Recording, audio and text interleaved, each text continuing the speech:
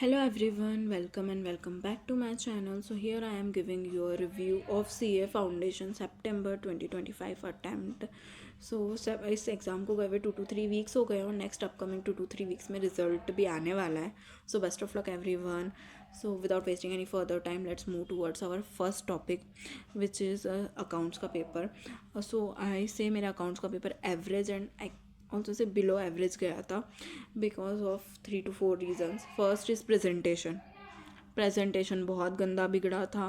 Presentation बिगड़ने का reason था मैं पैनिक कर गई थी. जो मुझे आ रहा था वो भी मेरे दिमाग में चल ही नहीं पा रहा था कुछ भी, और मैं सही काट रही थी, सही कर रही थी, गलत कर रही थी. I don't know what all's going on with me. क्योंकि फर्स्ट 15 मिनट्स में मैंने जैसे ही पेपर पढ़ा मुझे ये समझ में नहीं आया. आई डोंट नो मुझे ये टफ लग रहा है कि क्या दिक्कत है, पर बाहर आके पता चला बहुतों का टफ लगा और गया भी वैसा ही था.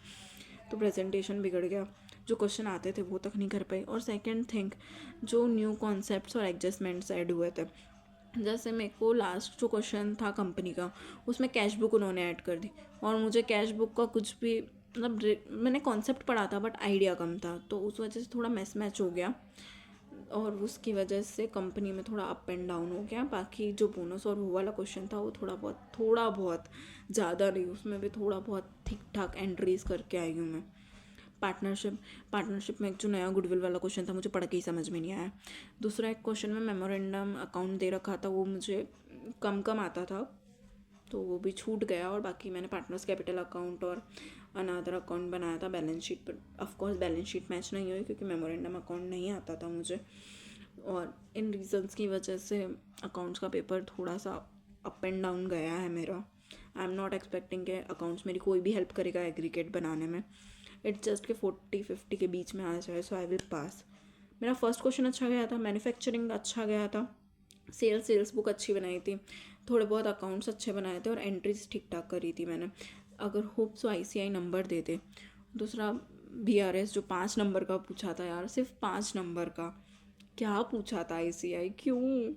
और फिर rectification of error, I can't describe rectification of errors में मुझे एंट्री ही समझ में नहीं आ रही है. मैं मुश्किल से 2-3 एंट्रीज करके आई हूँ. कैन यू इमेजिन, मैं मुश्किल से सिर्फ 2 से 3 एंट्रीज करके आई हूँ और उस मोमेंट पे मैं ऑलमोस्ट गिव अप कर चुकी थी क्योंकि मुझे एक भी एंट्री समझ में ही नहीं आ रही है कि करना कैसे है, क्या है. और इन्हीं सब रीजंस की वजह से मेरा अकाउंट्स का पेपर गया.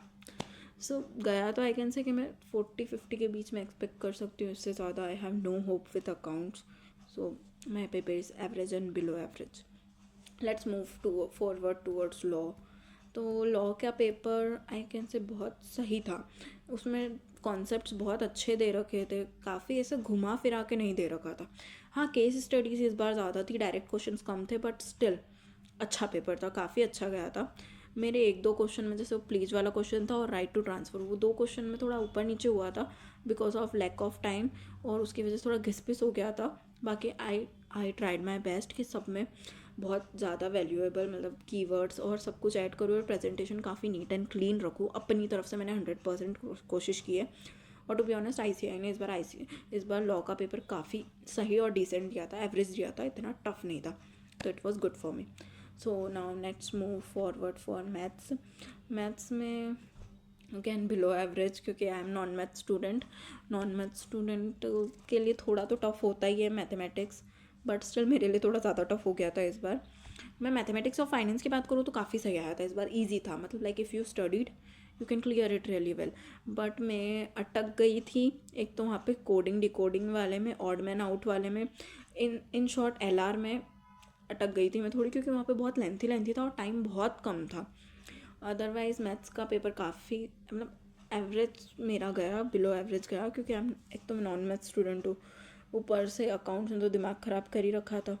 तो मैथ से आई कैन एक्सपेक्ट 40-50 के बीच, इससे ज़्यादा मैं एक्सपेक्ट नहीं करती मैथ से.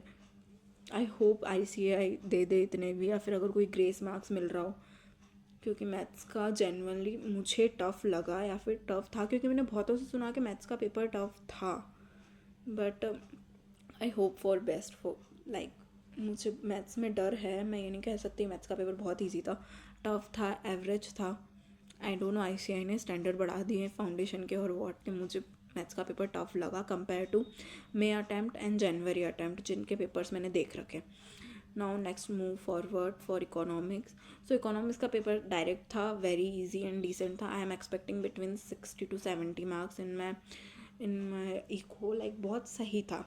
डायरेक्ट क्वेश्चंस थे, कुछ क्वेश्चंस में मुझे डाउट था, लाइक मैंने वो छोड़ दिया। मैंने इको में ये सिंपल स्ट्रेटेजी थी कि मैं पूरा अटैम्प्ट करके तो कतई ना आने वाली हूँ, तुक्के नहीं मारने मुझे, जितना आता है उतना, ज़्यादा ओवर हाइप्ड नहीं होना है। तो मैं करके आई थी 80 मार्क्स का and I am not expecting much, like अच्छा गया था, फिर भी मैं अपने आप को ज़्यादा होप्स नहीं देना चाहती। I am still studying for C A foundation because I don't want कि मैं एंड टाइम पे फिर पैनिक कर जाऊँ for my next attempt. So मेरा अकाउंट्स का पेपर बिगड़ा था, लॉ का थोड़ा अच्छा गया था, मैथ्स का भी एवरेज गया था, इको का काफ़ी सही गया था। मैंने 80 का अटैम्प्ट किया है, आई एम एक्सपेक्टिंग बिटवीन 65 to 70। सब काट पीट करके 2-3 तुक्के मार के सब ये गया था। और otherwise I started studying for Jan 2026 attempt. अगर हुआ तो ठीक, नहीं हुआ तो I am not going to lose my hope because Jan 2026 will be going to my last attempt if I didn't clear September 2025। But still I am hoping कि कुछ miracle हो जाए और सब सही हो जाए। सबसे बड़ा ब्लेंड अप हुआ अकाउंट्स में, देन मैथ्स, देन फिर लॉ और फिर इको बहुत सही था। आई एम एक्सपेक्टिंग कि लॉ और इको कवर कर ले और मैथ्स और अकाउंट्स में मैं पास हो जाऊँ, that's all. So let's see what results will bring, but I wouldn't lose my hope and I hope you all will be passed. Thank you.